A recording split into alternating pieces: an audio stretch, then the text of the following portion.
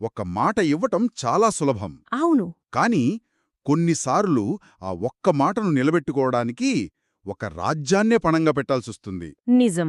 ఈరోజు మన విశ్లేషణ కోసం కథాసరిత్ సాగరం నుండి ఒక చిన్న కథను ఎంచుకున్నాం. ఇది పైకి చాలా సాధారణంగా ఒక నీతి కథలా కనిపిస్తుంది. కాని ఇందులో నాయకత్వం, నైతికత మరియు వ్యక్తిగత బాధ్యతకు ప్రజావిధులకు మధ్య జరిగే సంఘర్షణ గురించి ఎన్నో లోతైన పొరలున్నాయి. మన పని వాటిని ఒక్కొక్కటిగా విడమర్చి చూడటం. ఖచ్చితంగా. ఇది కేవలం ఒక రాజు కాదు. ఇదొక రకమైన నాయకత్వ ఒత్తిడి పరీక్ష. Leadership stress test. అవును. ఒక నాయకుడి నిజమైన స్వభావం, వారి విలువల బలం, ప్రశాంతమైన పరిస్థితుల్లో కాదు, అత్యంత క్లిష్టమైన, గందరగోళ సమయాల్లోనే బయటపడుతుంది. అంటే ఒత్తిడిలోనే అసలు రంగు బయటపడుతుందన్నమాట. సరిగ్గా. ఈ కథ మనల్ని ఒక ప్రాథమిక ప్రశ్న అడుగుతుంది. ఒక నాయకుడి పునాది ఏమిటి? వారి అధికారమా లేక వారి వ్యక్తిగత నిజాయితీయా? ఆ పునాది అనే ఆలోచన ఆసక్తికరంగా ఉంది. సరే, కథలోకి వెళదాం. మనకు అందిన కథనం ప్రకారం ధైర్యం, ఉదారతకు మారుపేరైన ఒక రాజు ఉన్నాడు. అతని కీర్తికి ముఖ్య కారణం అతని సత్యసంధత. అతను మాట ఇస్తే తప్పడని ప్రజల నమ్మకం. ఒకరోజు అతను అడవిలో వేటాడుతుండగా ఒక సాధారణ బ్రాహ్మణుడు కనిపించి, రాజా, నాకు ఒక మాట ఇవ్వగలరా అని చాలా ప్రశాంతంగా అడుగుతాడు. ఇక్కడే కథకు బీజం పడుతుంది. ఆ రాజు ఏమాత్రం ఆలోచించకుండా తప్పకుండా ఏమైనా అడగండి, నా మాట తప్పను అని హామీ ఇస్తాడు. అది అతని ఆత్మవిశ్వాసాన్ని చూపిస్తుంది కదా. అవును. కాని ఆ బ్రాహ్మణుడు ఏమీ అడగడు. సమయం వచ్చినప్పుడు నేనే అడుగుతాను అని చెప్పి వెళ్ళిపోతాడు. అంటే ఆ వాగ్దానం ఒక అదృశ్య కత్తిలా రాజు తలపై వేలాడుతూ ఉండిపోతుంది. సరిగ్గా. ఆ సమయం ఎప్పుడు వస్తుందో, ఆ కోరిక ఎంత భయంకరంగా ఉంటుందో అతనికస్సలు తెలీదు. రాజు ఆ బ్రాహ్మణుడికి మాటిచ్చి పంపేశాడు. కాని ఆ వాగ్దానం ఒక అదృశ్య కత్తిలా అతని తలపై వేలాడుతూనే ఉంది. మరి ఆ కత్తి ఎప్పుడు ఎలా కిందకి దిగింది? కొన్ని రోజుల తర్వాత శత్రురాజ్యం దాడి చేస్తోంది. భీకరమైన యుద్ధం మొదలవుతుంది.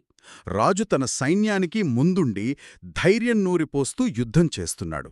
రాజ్యం యొక్క భవిష్యత్తు, వేలాది మంది ప్రాణాలు అతని చేతిలో ఉన్నాయి. సరిగ్గా అప్పుడే ఆ యుద్ధభూమి మధ్యలోకి అదే బ్రాహ్మణుడు నడుచుకుంటూ వస్తాడు. ఆ సమయం గమనించాలి. అతను రాజసభకు రాలేదు, శాంతి సమయంలో అడగలేదు. అవును. రాజు అత్యంత ఒత్తిడిలో, ప్రాణాపాయ స్థితిలో, తన పూర్తి ఏకాగ్రత దేశ రక్షణపై ఉన్నప్పుడు వచ్చాడు. ఇది యాదృచ్ఛికం కాదు. వాగ్దానం యొక్క బలాన్ని పరీక్షించడానికి ఇంతకంటే కఠినమైన సమయం ఉండదు. సౌకర్యంగా ఉన్నప్పుడు ఎవరైనా మాట నిలబెట్టుకుంటారు. కాని సర్వస్వం కోల్పోయే ప్రమాదమున్నప్పుడు నిలబడటమే అసలైన నైతిక పరీక్ష. కరెక్ట్. నాకు ఇక్కడే ఒక ప్రశ్న వస్తోంది. ఒక పక్క వేలాది మంది ప్రాణాలు, మొత్తం రాజ్యం యొక్క భవిష్యత్తు. మరోపక్క ఒక వ్యక్తికి, అది ఎవరో తెలియని వ్యక్తికి ఇచ్చిన మాట.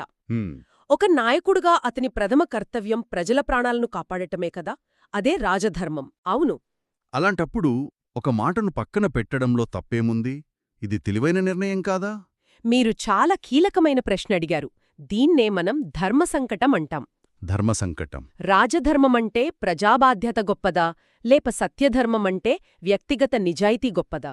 చాలామంది రాజధర్మానికే ఓటు వేస్తారు. వేస్తారు, ఎందుకంటే అది ఎక్కువ మందికి మేలు చేస్తుంది. కాని ఈ కథ ఒక విభిన్నమైన, మరింత లోతైన వాదనను మన ముందుంచుతుంది. ఏమిటది? బహుశా రాజధర్మమనేది సత్యధర్మమనే పునాది మీద నిలబడే ఒక కట్టడం మాత్రమేనేమో. పునాదిని తీసేస్తే దానిమీదున్న కట్టడం ఎంత పెద్దదైనా కూలిపోతుంది. అవును. ఎంతమంది అందులో ఉన్నా అది ఏదో ఒకరోజు కూలిపోతుంది. ఒక నాయకుడి నిజాయితీ అతని అధికారానికి మూలం. ఆ మూలాన్ని కోల్పోతే అధికారం నిలవదు. అంటే నాయకుడి వ్యక్తిగత విలువలు అతని ప్రజాబాధ్యతలకు పునాది అంటారు. ఇది చాలా ఆసక్తికరంగా ఉంది. మరి ఆ బ్రాహ్మణుడు అడిగిన కోరికేమిటి? అది ఈ ధర్మసంకటాన్ని మరింత తీవ్రం చేసింది. అతను డబ్బు, భూమి, అధికారం ఏమీ అడగలేదు. మరి ఏమడిగాడు? రాజా, మీరు మీ కత్తిని కిందపెట్టి ఈ యుద్ధభూమి నుండి నిశ్శబ్దంగా వెళ్ళిపోవాలి. అంతేనా? ఇదే నా కోరిక అన్నాడు. ఇది ఊహించలేని కోరిక.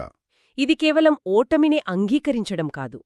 రాజు వెళ్ళిపోతే సైన్యం ఆత్మవిశ్వాసం కోల్పోతుంది, రాజ్యం శత్రువుల చేతికి చిక్కుతుంది, ప్రజలు బానిసలవుతారు.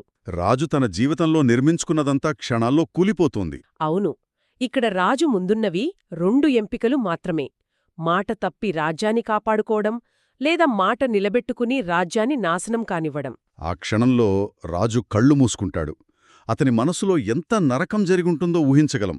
ఒకవైపు తన ప్రజల ఆర్తనాదాలు, మరోవైపు తన ఆత్మగౌరవం. హ్మ్. చివరకు అతనొక నిర్ణయానికి వచ్చి నెమ్మదిగా తన కత్తిని నేలపై పెడతాడు. ఓకే. అతను తన వ్యక్తిగత నిజాయితీని ఎంచుకున్నాడు. కాని అతని సైన్యం దృష్టిలో ఇదెలా కనిపిస్తోంది? వారి రాజు, వారి ధైర్యానికి ప్రతీక, ఇలా ఆయుధాలు వదిలేయడం వారికి ద్రోహంలా, పిరికితనంలా అనిపించదా? అనడుగుతున్నారు. అవును, ఆ క్షణంలో అతను వారిని విఫలం చేసినట్టు కాదా? ఖచ్చితంగా. ఆ క్షణంలో వారికి అలాగే అనిపిస్తుంది.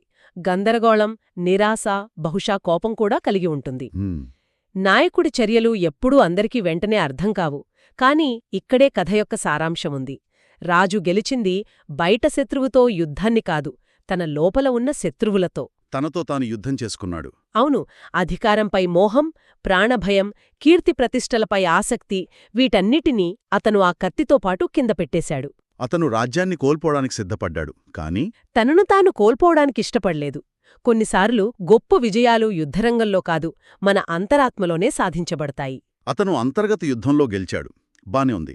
కాని బయట శత్రు సైన్యం విజయోత్సాహంతో ముందుకు దూసుకొస్తోంది. రాజ్యం పతనమంచున ఉంది. అవును. రాజు తన మాట కోసం రాజ్యాన్నే బలిపెట్టినప్పుడు కథలో ఒక అద్భుతం జరుగుతుంది. ఆ బ్రాహ్మణుడు ఉన్నట్టుండి ఒక దైవదూతగా మారిపోతాడు. ఇక్కడే చాలామందికి సందేహం వస్తుంది. నాక్కూడా ఇది నాకు కొంచెం తేలికైన ముగింపులా, ఒక డేఎస్ఎక్స్ మషీనాలా అనిపిస్తోంది. అంటే విలువలతో నిలబడితే సరిపోదు, అదృష్టం లేదా దైవ సహాయం కూడా వచ్చి కాపాడుతుందన్నట్లుగా లేదా?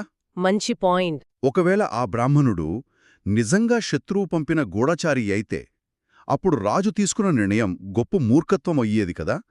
రాజ్యం నాశనమయ్యేది. అద్భుతమైన ప్రశ్న. ఈ దైవిక జోక్యాన్ని మనం అక్షరాలా తీసుకోకూడదు. ఓకే. దాన్ని ఒక శక్తివంతమైన రూపకంగా చూడాలి. ఈ కథ మంచిగా ఉంటే దేవుడొచ్చి కాపాడుతాడు అని చెప్పడం లేదు. దాని అంతరార్థమేమిటంటే, అచంచలమైన నైతిక బలానికి ఊహించని విధంగా పరిస్థితులను మార్చే శక్తి ఉంటుంది. నైతిక బలానికా? అవును, రాజు కత్తిని కింద పెట్టినప్పుడు అతను నైతిక అధికారాన్ని పైకి లేపాడు. ఆ నైతిక బలం అతని భౌతిక బలం కంటే, అతని సైన్యం కంటే శక్తివంతమైనదిగా నిరూపించబడింది. నైతిక అధికారం, దీని కొంచెం వివరిస్తారా? తప్పకుండా. ఇక్కడే మనం ఈ కథను పాశ్చాత్య కథలతో పోల్చి చూస్తే ఆ తేడా స్పష్టంగా తెలుస్తుంది. ఉదాహరణకు, గ్రీకు పురాణాల్లో ఒడిసియస్ వంటి నాయకులను చూస్తే వాళ్లు చాలా తెలివైనవారు, సమయస్ఫూర్తి ఉన్నవారు. అవును, లక్ష్యాన్ని సాధించడానికి అబద్ధాలాడతారు, మాట మారుస్తారు. సరిగ్గా. అక్కడ ఫలితానికి ఎక్కువ ప్రాధాన్యత ఇస్తారు. దాన్ని ప్రాగ్మాటిజం అంటారు. కాని కథాసరిత్సాగరంలోని ఈ కథ వంటి భారతీయ కథలు ప్రక్రియకు, అంటే మాటకు కట్టుబడి ఉండటానికి, నైతిక ప్రవర్తనకు ఎక్కువ విలువ ఇస్తాయి. రాజు యొక్క చర్య అతని సైన్యములో మొదట గందరగోళం సృష్టించినా, దీర్ఘకాలంలో తమ రాజు ఎంతటి సత్యసంధుడో చూసి అతనిపై వారి గౌరవం, విధేయత 1000 రెట్లు పెరిగుంటాయి. అంటే అతని నైతిక అధికారం రాజ్యాన్ని అంతర్గతంగా మరింత పటిష్టం చేసింది. శత్రువులను కూడా నిలువరించగలిగేంత శక్తి ఆ నైతిక బలానికుంటుందని ఈ కథ సూచిస్తోంది. అంటే ఒక నాయకుడి అసలైన ఆయుధం కత్తి కాదు, వారి స్వభావం అంటారు. అవును. అతను ఆయుధాన్ని వదిలేసినప్పుడు బలహీనుడు కాలేదు, మరింత బలవంతుడయ్యాడు. ఆ తర్వాత రాజు మళ్లీ తన కత్తిని తీసుకుంటాడు. కాని ఇప్పుడు ఆ కత్తి కేవలం ఒక ఆయుధం కాదు. అది అతని అంతర్గత విజయానికొక చిహ్నం. ఆ రోజతని యుద్ధాన్ని గెలవలేదు, తనను తాను గెలుచుకున్నాడు. సరిగ్గా. ఈ విశ్లేషణ నుండి మనం గ్రహించాల్సింది కేవలం వాగ్దానాలు నిలబెట్టుకోవాలి అనే సాధారణ నీతి కాదు. మనం మాట్లాడే ప్రతి మాటకు ఒక బరువు ఉంటుంది. మనం తేలికగా నేను మాటేస్తున్నాను అనేస్తాం. అవును. కాని ఆ మాట కట్టుబడి ఉండటానికి ఎంత త్యాగం అవసరమో ఈ కథ చూపిస్తుంది. ఇక్కడే అసలైన ప్రశ్న తలెత్తుతుంది. పరిస్థితులు మారినప్పుడు మన వాగ్దానాల విలువ కూడా మారాలా? ఇది నిజ జీవితంలో మనం తరచుగా ఎదుర్కొనేదే. ఒక వ్యాపార ఒప్పందంలో మార్కెట్ పరిస్థితులు తలకిందులైతే పాత ఒప్పందానికి కట్టుబడి ఉండాలా?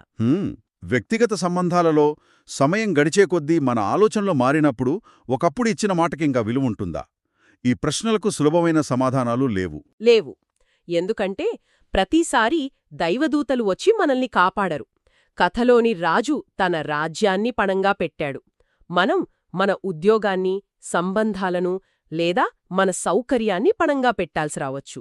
ఆ సమయంలో మన పునాది ఎంత బలంగా ఉందో తెలుస్తోంది. అవును, రాజు చర్య అతని సైన్యంపై, అతని ప్రజలపై దీర్ఘకాలంగా ఎలాంటి ప్రభావం చూపి ఉంటుందో ఆలోచించండి. ఆ రాజు నాయకత్వంలో ఆ రాజ్యంలో మాట అనేదానికి ఎంత విలువ ఏర్పడి ఉంటుంది. అది సైనిక బలం కంటే ఎన్నో రెట్ల శక్తివంతమైన సామాజిక బంధం. ఖచ్చితంగా. నిజమే.